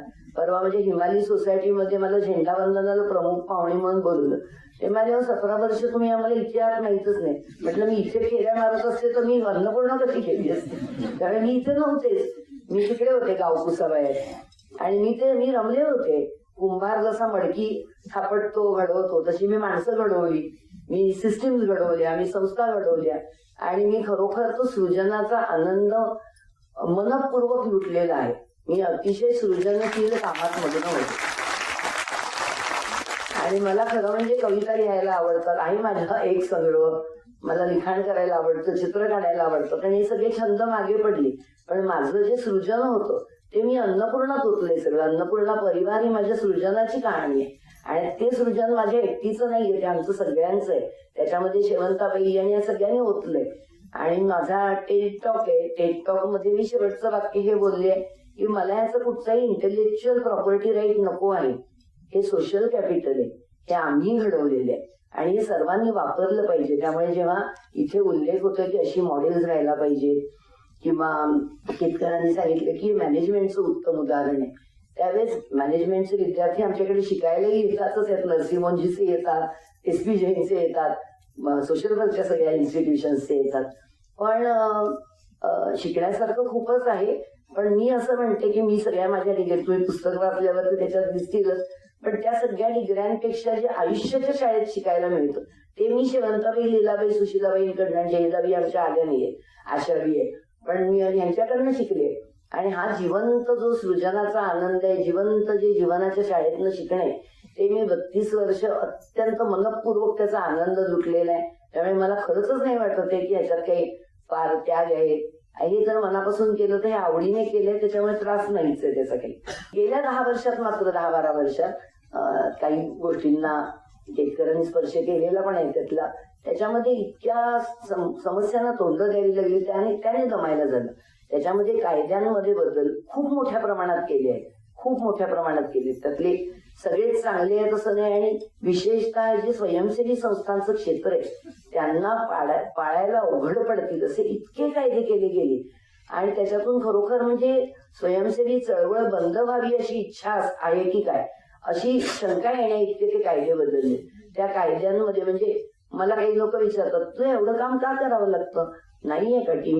अहो नाहीये, त्यात चालवतायत, मी ज्योतचं काही बघत नाहीये. पण कायदे रोज बदललेले कोण बघणार? रोज दर महिन्याला नवीन कायदे बदलत आहेत आणि त्या कायद्यांचा पूर्ण अभ्यास मग मी ते मोठे मोठे गठ्ठे वाचन करून अभ्यास करून मग परत त्यामध्ये बसवायच्या 6 संस्था वेगवेगळे कायदे. हा प्रचंड त्रास गेल्या 12 वर्षात झालाय. त्याच्यानंतर नोटाबंदीसारखं मोठं संकट आणि ते गरिबांच्या जीवनावर कुऱ्हाडीसारखं कोसळलं. कुऱ्हाडीसारखं हे मी नमूद करीन आणि त्याच्याशी अक्षरशः दटून सामना करावा लागला. तेव्हाच इन्कम टॅक्सची धाड कशासाठी होती की तुम्ही नोटा घेतल्यात का? नोटा घेतल्यात का? तुम्ही त्या नोटा घेतल्यात का? हो घेतल्या त्या नोटा. कोणाकडनं का नाही घेणार? या कुठून आणणार नोटा? यांच्याकडे या भाजीवाले यांना दिलेल्या नोटा या खपवायच्या नोटाच त्यांना दिल्या गेल्या. कामवाल्या बाईला खपवायच्या नोटा. तिलाही काही चॉईस नव्हता आणि आम्हाला काही चॉईस होता. घ्याव्याच लागल्या. घेतल्या आणि मग ती केस फाईट केली. आमचे घाटपांडे बसल्यात ना समोर, त्यांनी ती केस फाईट केली 7 वर्ष आणि ते मात्र पहिल्यापासून असे पहाडासारखे मागे होते. ते माझ्या वेळेला की आपण चुकच नाही केली आहे कारण 60,000 बायकांनी ज्यांनी नोटा भरल्यात त्यांच्या शिक्का मारून सह्या घेतल्या होत्या पहिल्या दिवसापासून. आम्ही तुमचे मेंबर आहोत, आम्ही गरीब आहोत, आमचं कुठल्याही बँकेत खातं नाही आणि आमच्या ह्या नोटा तुम्ही आम्हाला बदलून द्या. हे सह्या घेतलेल्या 60,000 पावत्या होत्या. त्यामुळे घाटपांडेंनी ठाम विश्वास दिला आणि मी म्हटलं कम वॉट मी लढायचं, शेवटपर्यंत लढायचं आणि माझ्यामध्ये सगळी टीम आमची लढली. अगदी शिवाजीच्या मावळ्यांसारखे. त्यांना सगळ्या काही गोष्टी कळत नव्हत्या. हे कायदे कळणे इतकं अवघड आहे तरी पण लढलो आम्ही. आणि अगदी 8 कोटीचा आमच्या दावा लावला होता इन्कम टॅक्स डिपार्टमेंटने. 2 कोटी आमचं खातं अटॅच करून ठेवलं होतं. याबद्दल मी लिहिलंय पण पुस्तकात. आणि आम्ही पूर्ण या पुस्तकाच्या शेवटच्या टप्प्यात होतो म्हणजे एडिट चालू होतं त्यावेळेस ती केस आपली त्यांचा निकाल आला. आणखीन आता अतिशय सुंदर निकाल आलेला आहे. त्यामुळे घाटपांडेंना आमच्या खात्री आहे की ते काय आता सुप्रीम कोर्टमध्ये वगैरे इन्कम टॅक्स डिपार्टमेंट जाऊ शकत नाही. त्यानंतर त्या नोटाबंदीच्या मागोमाग आलेलं कोरोनाचं संकट, गरिबांवरची ती मोठी कुऱ्हाड होती. अचानक लॉकडाऊन, अचानक लोक चिरडून गेली. 3 महिने तर आमचा 1 रुपयाचा हप्ता येत नव्हता. उलट आम्ही पैसे आमच्याकडे जे रिझर्व्ह फंड होते ते सगळे वापरून रोज धान्य पुरवलं. इथे आहेत माझ्या ताया बॅग, डोक्याला फटकी, मास्क लावून वस्तीमध्ये धान्य वाटत होते आमच्या ताया. आणि आमच्याकडे 1 रुपयाचं करप्शन झालं नाही. आम्ही एकमेकाचं पोट सांभाळलं आणि अतिशय मरू नाही दिलं कोणाला. कोविडमुळे पण नाही आणि उपाशी पण नाही. ह्यातच आम्ही होतो. अक्षरशः कोविड सुरू झाला तेव्हा माझा 60वा वाढदिवस होता आणि आमचे तर रिझर्व्ह फंड जवळजवळ 7-8 कोटीचे रिझर्व्ह फंड संपले अन्नपूर्णाचे. पण मी फेसबुकवर एक अपील टाकलं की कोविडसाठी मदत करा. इथे माझा भाऊ बसलाय, अमेरिकेहून आलाय, त्यांनी 25,000 दिले. माझी विहीण बसली, तिने 60,000 माझा 60वा वाढदिवस म्हणून. ते म्हटलं त्या कोविड फंडातच टाकले सगळ्यांनी आणि ते सगळे पैसे घेऊन आम्ही सगळं धान्य वाटलं खूप सारं. आणि कुठून लोकांनी मदत केली. अगदी इंडियन ओव्हरसीज बँकेचे रिटायर झालेले ऑफिसर त्यांनी तिथून मला फोन केला की तुमचं बघितलं अपील मला करायची. आणि त्यामुळे कोविडमध्ये लोकांना वाचवणं हा खूप मोठा महत्वाचा भाग होता. तो आम्ही करू शकलो. ह्याच्यामध्ये दमायला खूप झालं. मात्र इतकी संकट लागोपाठ कुठच्याही क्षेत्रामध्ये येत नाहीत आणि ती पार पाडताना खरंच दमछाक झाली. पण आनंद वाटतो की आम्ही डटून उभे राहिलो आणि आम्ही पार पाडली आहे. आणि त्याच्यामध्ये माझी सगळी टीम आणि सगळ्या अन्नपूर्णा आणि म्हणजे आम्ही जास्त सक्षम झालो. आणि मग आता कधी आता तर रोज हल्ली मायक्रो फायनान्सच्या नफेखोरीबद्दल लिहिलं जातं. ते बरोबरही आहे. भरपूर संस्था नफेखोरीसाठी मायक्रो फायनान्स करतायत. आता काल शनिवारच्या लोकसत्तामध्ये सुहास सरदेशमुखांचा लेख आहे कर्जाच्या विळख्यात. खूप चांगला लेख आहे, योग्य आहे तो. त्याच्यानंतर आमचा मित्र संजीव चांदोरकर लिहित असतो किंवा टाइम्स ऑफ इंडियामध्ये गेल्या महिन्यात मोठं पेज होतं बंधन बँक. तर मी मान्य करते की मायक्रो फायनान्स क्षेत्रात खूप नफेखोरी आहे. नफ्यासाठी काम करणाऱ्या खूप जास्त संस्था आता सुळसुळलेल्या आहेत. पण तो त्या संस्थांचा जेवढा चुकीचा आहे तेवढं धोरणांचं पण चूक नाहीये का? धोरणं नको का बदलायला? ही NBFC किंवा स्मॉल फायनान्स बँकेचे तयारच जे केले रिझर्व्ह बँकेने, फायनान्स मिनिस्ट्री, रिझर्व्ह बँक, धोरणं खूप चुकतायत. सहकार क्षेत्रात सुद्धा आता कायदा बदलले, त्याचा हेतू वेगळा आहे दिसतोय. आम्ही त्या कायद्याचा अभ्यास करून आम्ही पूर्णपणे त्या कायद्यात बसवलं. पण मला म्हणायचंय की ही जे सगळी नफेखोरी आहे, सगळं वाईट आहे. धोरणांकडे पण बघा. कारण कसं आहे, समोर सुपारी देऊन ज्याने खून केला त्याला आपण फाशी देतो, पण सुपारी देणाऱ्याचं ज्याने दिली त्याचं काय? तर ही सुपारी आहे ना NBFC नाही RBI ने दिली. हे मी अगदी इथे स्पष्टपणे नमूद करते. त्याच्यामुळे ही धोरणं बदलली पाहिजे. आणि तरी पण मी सांगते की ह्या सगळ्या वाईट नफेखोरीच्या मायक्रो फायनान्स झालेल्या क्षेत्रात अन्नपूर्णासारखं एक ओएसिस, एक वाळवंटातलं हिरवं बेट जपून आम्ही इथे उभं केलंय. मग ह्याच्याबद्दल बोला ना, ह्याच्याबद्दल लिहा, ह्याचा कॉग्निझन्स घ्या आणि मग तुम्ही हे मॉडेल प्रचार करा, मॅनेजमेंटनी शिकवा. आमच्याकडे खरोखरच मात्र SP जैन आणि नरसिंहमोंजीचे येतात मॅनेजमेंट स्टुडंट, खास त्यांना हे शिकायला पाठवतात. तर म्हणजे काही इन्स्टिट्यूटला तरी अजून जाणीव आहे की असं काहीतरी वेगळं आहे, हे शिकलं पाहिजे. आणि सोशल वर्कची कॉलेजेस. पण मला म्हणायचं की चांगल्याकडे पण बघा आणि असं चांगलं उभं राहू शकतं. मी आमच्या म्हणजे पुस्तकात नक्कीच तुम्ही वाचा आणि वाचून जास्त समजून घ्या. पण मला खास काही गोष्टींचा उल्लेख करायचा आहे की आम्ही सहकार क्षेत्रात आहोत. सहकार क्षेत्राचं कितीही अगदी बदनाम झालेलं सहकार क्षेत्र आता फार मोठा कायदा बदललाय, बघूच आपण त्याची प्रगती. पूर्णपणे खरोखरीच्या सहकारी क्षेत्रावर आम्ही आहोत. आम्ही आमच्या संचालक मालक सगळ्या आमच्या महिला आहेत, सभासद आहेत. आत्ताही त्या म्हणजे आमच्या अॅन्युअल जनरल मीटिंगला 10,000 सभासद असतात आणि संस्थेचे मालक चालक कोण आहेत म्हटलं की जोरात हातवर करतात. आम्ही आजच्या कार्यक्रमाचा खर्च कोणी केला? आम्ही. पण त्या मालक आहेत, त्या संचालक आहेत. आम्ही चॅरिटी घेत नाही, चॅरिटी करत नाही. आम्ही कोणाच्याकडनं ग्रँट घेत नाही, आम्ही कोणालाही ग्रँट देत नाही. आमच्या महिला कर्जात व्याजासकट भरतात, प्रत्येक गोष्टीचं ते शुल्क भरतात. त्यांच्या पैशावर पूर्णपणे नफ्यामध्ये अन्नपूर्णा परिवार चालतो आणि हा एवढा केलेला नफा आम्ही त्यांच्यामध्येच वाटतो. हे महत्वाचं नाही का? सगळ्यांना डिव्हिडंड मिळतो, नफ्याचा वाटा मिळतो. हे जे काही आहे महत्वाचं. अशी मॉडेल करा ना तयार. तुम्ही धोरणं का नाही बनवत या अशा मॉडेलना? अशी मॉडेलला प्रोत्साहन द्यायला धोरणं बनवा. उगीच नावं ठेवून सगळं काही होत नाही. सतत नकारात्मक नावं ठेवून काय फायदा आहे? त्याच्यामुळे ह्या भूमिकेतून बघा आमच्याकडे. आणि एक गोष्ट नक्की या ठिकाणी म्हणावीशी वाटते. मी जे संकोचापोटी पण म्हटलं नाही, माझे आई वडील दोघेही खूप थोर कार्यकर्ते होते, पण अन्नपूर्णा परिवाराची संस्थापक मीच आहे. बऱ्याच काही लोकांच्या मनात अजूनपर्यंत प्रेमाताईंनी सुरू केलेली संस्था मेधाने मदत केली वगैरे वगैरे असू शकतं, तसं नाहीये. प्रेमाताईंची अन्नपूर्णा महिला मंडळ ही सुरू झाली, तो कालखंड होता 1975. युनोने आंतरराष्ट्रीय महिला वर्ष म्हणून ते जाहीर केलं होतं, ज्याचं आता 50वं वर्ष आहे. त्यामुळे ह्या वर्षी आमच्यावर अजून एक पुस्तक येते जे 1,00,000 शब्दांचं रिसर्च बुक असेल म्हणजे झालेलं आहे. त्याच्यात रिसर्च पेपर्स लिहिणाऱ्यांपैकी एक मला अर्चना सिंग इकडे दिसते आलेली, आणि स्प्रिंगर ते पुस्तक प्रकाशित करते, कारण महिला सक्षमीकरणाच्या 50व्या वर्षी, तर तेही डिसेंबर पर्यंत येईल. आणि त्यामुळे तो कालखंडही वेगळा होता, ते काम वेगळं होतं. 1975 साली अन्नपूर्णा महिला मंडळ जी स्थापन झाली ती खानावळवाल्या महिलांना बँकेच्या कर्जापर्यंत पोहोचवणं, ती व्हिजन होती माझ्या वडिलांची. कारण ते बँकिंग तज्ञ होते, केतकरांनी त्यांचा खास उल्लेख केलेला आहे. आणि ती मी खूप लहान होते तेव्हा मी त्यांनी आईला हे सांगताना ऐकलं की खानावळवाल्या महिलांचं खरं त्यांचं हे होईल सक्षमीकरण जर बँकेपर्यंत पोहोचवलं. आणि ते स्वप्न डोक्यात ठेवून मी जेव्हा अन्नपूर्णा परिवार सुरू केली ते होतं वर्ष 1993.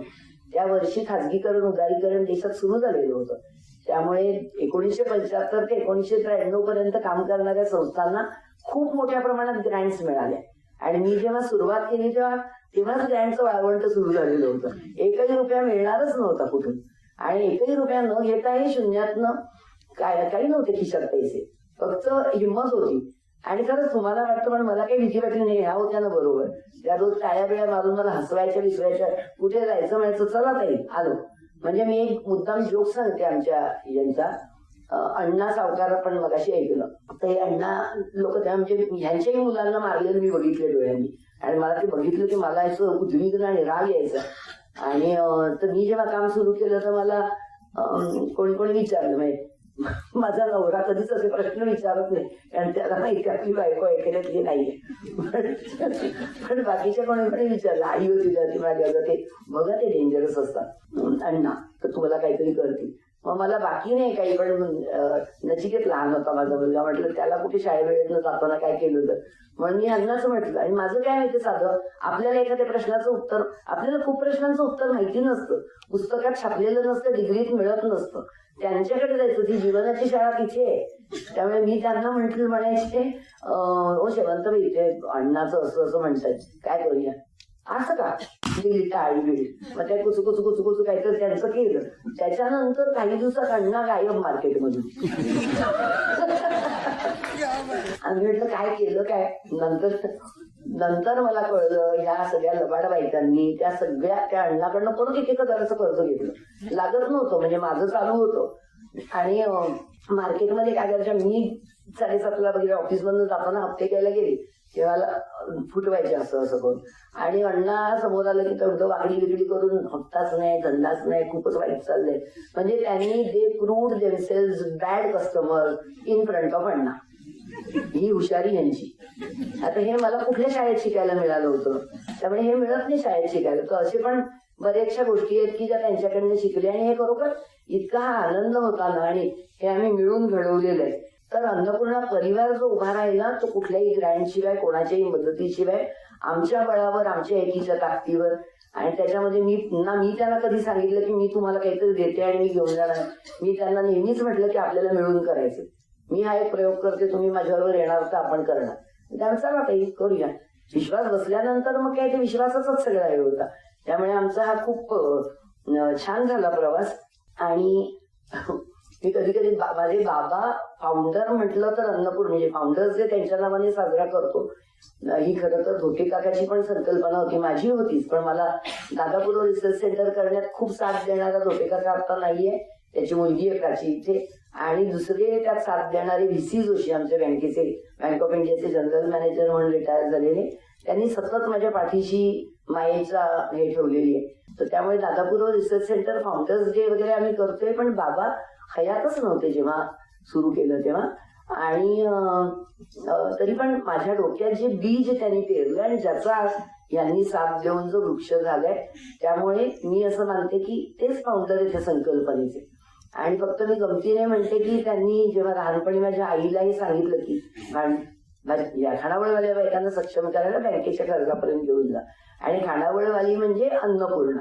तर त्यामधनं मी असं म्हणते, माझ्या आईला स्वयंपाकाची खूप आवड होती आणि खानावळवाल्या बायकांच्या बरोबर ते स्वयंपाक करण्यात. त्यामुळे म्हटलं माझ्या आईने त्यातलं अन्न घेतलं, मी त्यातली पूर्णा घेतली पूर्णा ही सक्षम महिला. त्यामुळे अन्नपूर्णा परिवाराचा विस्तार हा कष्टकरी महिलांच्या गरजांवर वित्तसेवा, सगळ्या गरजांवर आधारित वित्तसेवा आहेत. त्याच्यात कर्ज आहे, बचतीच्या वेगवेगळ्या योजना आहेत, अगदी पेन्शन पर्यंत लांब पल्ल्याची योजना आहे, सर्व प्रकारचे विमे आहेत, आरोग्य, जीवन, कुटुंब आणि ऍसेट, मालमत्ता हानी, या सगळ्या वित्तसेवा. आणि त्याच्याचबरोबर सामाजिक सुरक्षा देणाऱ्या सेवा म्हणजे पाळणाघर आहेत वस्तीतल्या मुलांसाठी. आपण बघतो वस्तीमध्ये मुलींवर लैंगिक अत्याचार, बलात्कार होतात आणि त्याच्यावर हळहळणे किंवा त्याच्यामध्ये त्या दोषींना प्रॉसिक्यूट करणे, याच्या पलीकडे आपण काही करतो का. मग 2002 साली आम्ही पहिलं पाळणाघर वस्ती पातळीवर काढलं आणि त्यांना इतकं छान प्रशिक्षित करून अनेक पाळणाघरं काढली. त्याची एक आम्ही कोऑपरेटिव्ह तयार केली. आणि अशा पद्धतीने त्याच्यात म्हणजे कोऑपरेटिव्ह स्थापन करण्यामध्ये मदत करणारे ओळखले चॅरिटी आहेत. पण ज्या आमच्या संचालिका आणि मदतनीसांना पाळणाघराचं मुलांचं प्रशिक्षण देणारी अनुताई आज आमच्यात नाही, तिचं वाईट वाटतं. पण अशा सगळे बरोबर साथ देणाऱ्यांपैकी काही आहेत, काही नाही. आणि आता ह्या ज्या काही आमच्या ह्या सगळ्या सेवांच्या आधारित 6 संस्था आणि जे उभं केले त्याची आमची इकोसिस्टीम आहे. आम्ही बाहेरून, म्हणजे मगाशी अजितने सांगितलं की बाहेरून पैसे घ्यावे लागत नाहीत, तर मला ही परिस्थिती आता कोविड नंतर आली. अन्यथा तुम्हाला आकडा ऐकला तर जरा दचकाल. गेल्या 32 वर्षात बँकांनी कर्ज देण्यासाठी मला जे पैसे दिले ते मी 100% माझ्या पर्सनल गॅरंटीवर आणलेले आहेत. पर्सनल गॅरंटी घेऊन कधीच, पर्सनल गॅरंटी शिवाय कधीही पैसे दिले नाही. आणि माझा दरवर्षीचा नवीन करार म्हणजे बऱ्याच बँकांनी दिले, मी लिहिलंही आहे पुस्तकात. आणि मी प्रत्येक वेळेस म्हणायचे की अहो पर्सनल गॅरंटी घ्यायला मी पर्सनल नफा घरी नेत नाही, कोऑपरेटिव्ह आहे. तुम्ही ते एनबीएफसीचे जे डायरेक्टर असतात जे पैसे घरी नेतात त्यांच्याकडून जो रूल लावता तोच मला लावताय. हो पण ते सगळं बरोबर, तुम्ही फार छान आहात पण ते करता येत नाही, म्हणजे ही उत्तर. आणि त्याच्यानंतर बँकांची विशिष्ट मानसिकता, आणि मी तिथूनच आले त्यामुळे मला ती मानसिकता माहिती पण आहे. पण मग नंतर तर मी म्हणजे 5 लाख घेतले, 50 लाख घेतले, तिथपर्यंत भीती तरी वाटायची. मी पर्सनल गॅरंटी देते, मला भीती म्हणजे ह्यांची कधीच काढली नाही भरणं, पण नाही समजा भरता आले तर काय. पण नंतर 50 कोटी वगैरे असे आकडे राहिलेल्यावर मी अशी हा हा हा अशी झाले. 50 कोटी तुम्ही माझ्याकडून बसूनच काय करणार? घ्या सही, मी काय करते सही, पैसे मी नाही करणार आहे, माझ्याकडे कुठे आहे असे, मी तर कुठे लग्न घालते सगळे, माझ्याकडे काय नाही. म्हटलं भरतायत त्या, म्हटलं शेवंताबाई जगदावी तुम्ही घेताय माझी पर्सनल गॅरंटी. आणि म्हटलं हे सगळं तर ते बिचारे बँकेचे मॅनेजर हसायचे, हो बरोबर आहे तुमचं, पण काय करू, म्हणजे नाही त्यांच्या हातात तेवढी ती पॉवर नसते किंवा ती मानसिकता नाही. अशा पद्धतीने आता एवढ्या 32 वर्षात 3200 कोटीचं कर्ज मी माझ्या पर्सनल गॅरंटीवर घेतलं. त्यामुळे निमूटपणे साथ देणारा नवरा म्हटलं काही बोलला नाही. ते फेडलं, पण नाही फेडलं नाही यांनी, ते आहेत ना. आणि काही नाही, आम्ही आता कर्जमुक्त आहोत. आता मी काय केलं, 2025ला जेव्हा म्हणजे ते कर्जमुक्त कसे झालं त्याचाही काही भाग लिहिलाय, जो लिहिला नाही तो थोडा बोलते. तर मी म्हटलं बँकांच्या मी डोक्यावरच बसली आणि आम्ही काय केलं, ऍसेट केला. आता आमची पुण्याच्या वेशीवर 14 मजली टॉवर आहे, 30,000 स्क्वेअर फीट, आणि तो आमच्या सगळ्या महिलांना अर्पण आहे त्यांच्याकडे. आणि त्या टॉवरमध्ये आता ती 30 कोटीची प्रॉपर्टी आहे वाशी, म्हणजे पुण्याच्या वेशीवर. आम्ही गावकुसाबाहेरच आहोत पण आमचा टॉवर आहे आणि कोणाच्याही मदतीशिवाय. आणि वाशीला नवी मुंबईच्या वेशीवर आता टॉवर सुरू झाला, आता हातोडे पडायला उद्या सुरुवात होईल आणि आम्ही तिथेही मोठ्या टॉवरमध्ये असणार. आणि हे सगळं आमच्या ताकदीवर, आम्हाला 1 रुपयाची ग्रँट कोणी दिलेली नाही. आणि आता मात्र मी बँकांना गेल्या 6 महिन्यापासून इथून मागे मला ते पिस्तूल लावायचे, कारण आम्हाला पैसे पाहिजे असायचे, आमच्याकडे पैसे कमी होते. आता मी त्यांना पिस्तूल लावली. मी म्हटलं मला तुम्ही पर्सनल गॅरंटी काढून कर्ज दिलं तर घेते, नाही तर मी तुमचं लोन बंद करणार आणि मला 30 कोटीची प्रॉपर्टी देऊन दुसऱ्या बँकेकडे चालली. आणि 29 मार्च 2025ला पर्सनल गॅरंटी शिवाय काढून घेऊन 50 कोटीचं सँक्शन मिळालं. त्याच्या आधी हेही सांगून बघितलं, ह्या फ्युचर सीईओ ह्यांची द्या. म्हटलं तिचाही नवरा बसलेला विचारा, ते हो म्हणतील, पण मी का देऊ, तेव्हा मी दिली, माझ्याकडे ऍसेट नव्हता, आता का देऊ. आणि आम्ही प्रॉफिट घरी नाही नेत, अजिबात देणार नाही, असा हात केला, अजिबात देणार नाही. म्हटलं बिल्डिंग अदरवाईज नो चाललो असं करून, म्हणजे मी यावेळेस मिळवू शकले याचा मला आनंद आहे. आणि हा आनंद पण कसला आहे, आणि हे इकॉनॉमिक्स आहे मोठं याच्यात, ऍसेट आणि गॅरंटी आणि कोलॅटरल सिक्युरिटी. आमची कोलॅटरल आम्ही दिली आहे, तयार केली, आणि ती तयार ह्यांच्याच जीवावर केली आणि दिली, आणि त्याच्या जीवावर ती कोलॅटरल फ्री लोन, कोलॅटरल सकटचं लोन मिळवलं, कोणाची पर्सनल गॅरंटी नाही. तर अशी करत आमची ही कहाणी झालेली आहे. त्याच्यामुळे ही सगळी कहाणी आमची भक्कम आहे, कारण आम्ही आमचं आत्मबळ, आमची एकी भक्कम आहे म्हणून, बाकी काही नाही. आमच्या त्या मोठ्या मोठ्या टॉवरपेक्षा सगळ्यात भक्कम आहे आमची एकी, बरोबर आहे की नाही. इथे आम्ही आहोत. आणि आता शेवटच्या टप्प्यात आले तर ही सगळी एवढी मोठी घडवलेली हा परिवार आम्ही पुढच्या पिढीकडे सोपवते. आपल्या कुटुंब व्यवस्थेप्रमाणे किंवा रूढार्थाने माझा मुलगा असून नाती तिथे बसलेले आहेत, काही बहीण सुद्धा आहे, पण मी माझ्या मुलासुनेकडे सोपवत नाही, मी इकडे सोपवते. उज्ज्वला आहे, आरती कुठे गेली, शिल्पा, हा ही सगळी माझी पुढची पिढी आहे. आणि मला आणि त्या चालवणार आहेत सक्षमपणे, कारण त्या स्वयंपूर्ण झालेल्या आहेत आणि माझे फटके पण खाल्लेले आहेत सगळ्यांनी. असं काही सोपं नाही कोणीकडे, पण ते झाले. आणि ना ह्यांना दुःख आहे, यांना आनंद आहे, सगळं काही छान चाललेलं आहे आमचं. आणि तर हा असा अन्नपूर्णा परिवार यात चालवणार आहे आणि मी निवृत्त होणार आहे असं मी म्हटल्याबरोबर तेव्हा तिकडून एकदम हातवारे सुरू झाले. आणि लोकांना बरेच मला ओळखण्याचे म्हणतात, शेषव काय तुम्ही निवृत्त होणार, अहो थांबा, उत्तरार्ध ऐका पुढचा भाग. तर मी आता भारतातल्या विमा क्षेत्रात गरिबांसाठी विमा नाही, फक्त 4% लोक विम्याखाली आहेत. आणि माझ्याकडे 25 वर्ष चाललेलं उत्तम मॉडेल आहे विम्याचं, आणि त्या मॉडेलला पुढे नेण्यासाठी, भारतातल्या गोरगरिबांना विमा देण्यासाठी मी सुरू केलेलं आहे काम. माझ्या कंपनीमध्ये माझ्याबरोबर 3 ऍक्टिव्हिटीज आहेत आणि फ्युचर बोर्ड ऑफ डिरेक्टर मध्ये अर्चना सिंगे आहेत, नॅशनल इन्शुरन्स ऑफ अकॅडमीमध्ये. मला अनाउन्समेंट करताना आनंद होतोय की आम्ही सगळ्यांनी मिळून बसून ठरवलंय, निर्णय घेतलाय. आमचा आता फ्रान्सचा ऍक्च्युअली आमच्याबरोबर नाहीये, पण अजून 2 ऍक्च्युअली आहेत आमच्याकडे भारतात, आणि आम्ही करणार आहोत. आणि आम्ही देशभर विम्याचा प्रसार करणार आहोत गरिबांना स्वस्त दरात आणि फायदा. आणि मला याची खात्री आहे की याच्यात फायदा आहे. मी हे कुठलंही तोट्याचं काम करणार नाही. आम्ही फायदा कमवतो, फायदा कमवता येतो, जो फायदा ते घरात नेतात तो आम्ही लोकात नेणार, त्यामुळे आम्ही करणार. आणि त्याच्यामुळे तर अशी माझी निवृत्ती असणार आहे.